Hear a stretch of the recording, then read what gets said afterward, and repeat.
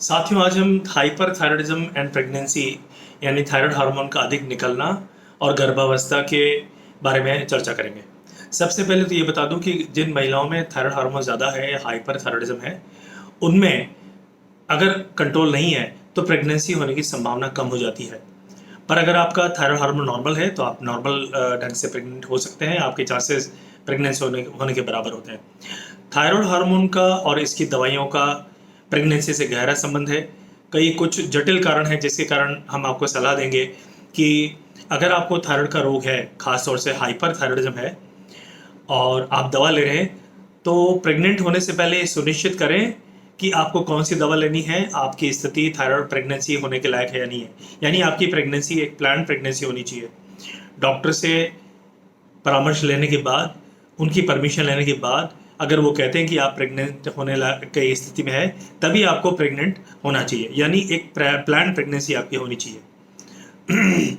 गर्भावस्था में thyroid hormone अधिक निकलने की कई प्रकार की परेशानी आ सकती है। जैसे मैंने बताया कि रिकरेंट अबॉर्शंस होना, बच्चे के विकास में परिवर्तन आना, माँ के अंदर जो बच्चा है उसके आसपास जो पानी होता है उसकी मात्रा बढ़ सकती है, घट सकती है।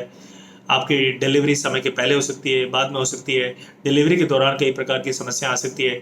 ये सारी समस्याएं आमतौर पे टाली जा सकती है अगर आप डॉक्टर के अनुसार प्रेग्नेंट होते हैं और समय समय पे उपचार लेके अपना थायराइड हार्मोन नॉर्मल रखते हैं। तो पहली बात तो ये कि आप प्रेग्नेंट होना चाहते हैं तो डॉक्टर से मिलिए और आपकी दवा की मात्रा में हो सकता है कुछ परिवर्तन करना पड़े। अगर आप प्रेग्नेंट होना चाहते हैं तो डॉक्टर आपकी दवा कुछ परिवर्तन करेंगे और प्रेग्नेंट होते ही आपको ज़रूर से डॉक्टर को मिलना चाहिए, क्योंकि कुछ ऐसी दवाइयां हैं जो कि डॉक्टर आपकी बदलना चाहेगा। प्रेगनेंसी के पहले 3 महीने में और बाद के 6 महीनों में दवाइयों में फ़र्क होता है। इसलिए दवा की मात्रा और कौन सी दवा आपको ये देनी है, ये आपको सुनिश्चित करवाना ज़रूरी है।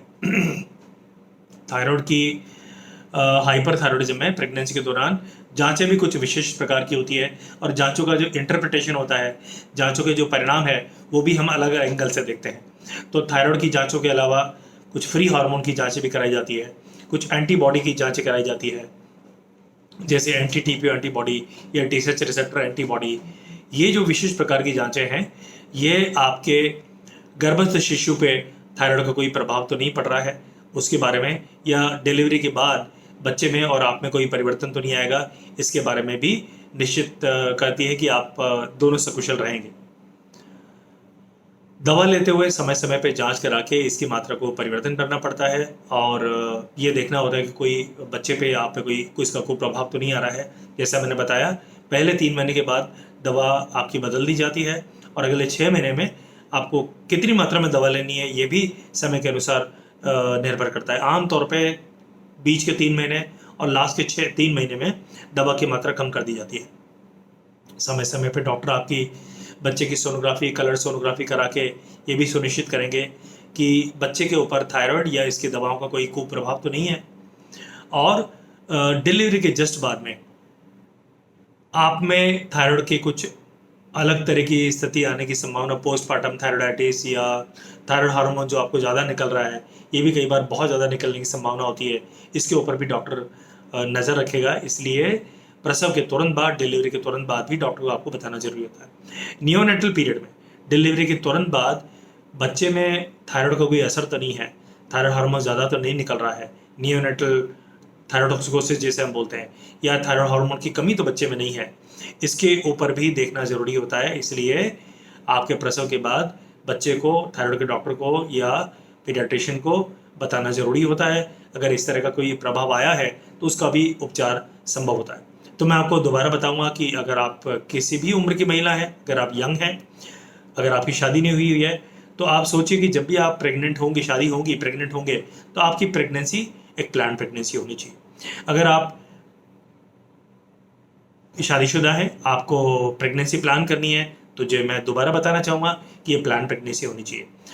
अगर आपको थायराइड हार्मोन का रोग है और ये प्लान प्रेगनेंसी नहीं है और आपकी बाई चांस आपको मालूम पड़ा कि आप प्रेग्नेंट हैं, तो आप डॉक्टर से तुरंत मिलिए। हो सकता है कि डॉक्टर आपकी जांच कराए और उसके अनुसार दवा की मात्रा में या दवा की जो दवा ले रहे हैं उसमें भी परिवर्तन करना पड़े। पर समय समय पे जांच करके यह सुनिश्चित करना ज़रूरी है कि आपकी बीमारी पूरी तरह कंट्रोल में है, और आमतौर पर इससे कंट्रोल हो तो कोई तकलीफ नहीं आती। रेयरली अगर आपकी बीमारी बहुत ज़्यादा अनकंट्रोल है या कंट्रोल में नहीं है, तो फिर इवन प्रेगनेंसी के दौरान भी आपको ऑपरेशन की सलाह दी जा सकती है, थायराइड के ऑपरेशन की सलाह दी जा सकती है, जो कि आपकी कंडीशन को देखते हुए डॉक्टर आपको सलाह देगा। पर यह दिमाग में तय करना ज़रूरी है कि एक प्लान प्रेगनेंसी हो, आप डॉक्टर के अनुसार दवा ले रहे हैं, आपकी बीमारी कंट्रोल में है, तो बिना वजह कोई भय मत रखिए। आम तौर पे थायराइड के साथ भले ही थायराइड हार्मोन ज़्यादा हो, चाहे थायराइड हार्मोन कमी हो, यानी हाइपरथायराइडिज्म हो या हाइपोथायराइडिज्म हो, डॉक्टर के कहे अनुसार अगर आपने दवा ली है, आपकी बीमारी पूर्णतः नॉर्मल है, कंट्रोल में है, तो आप पे और बच्चे पे किसी प्रकार का कोई कुप्रभाव आने की संभावना बहुत कम हो जाती है, और माँ और बच्चे दोनों की सुरक्षा का पूर्णतः ध्यान रखा जाता है। तो इन बातों को ध्यान रख करके आप एक पूर्णतः नॉर्मल हेल्दी बच्चा आपके पास आएगा, और आपको भी किसी प्रकार का थायराइड का कोई कुप्रभाव शरीर में नहीं होगा।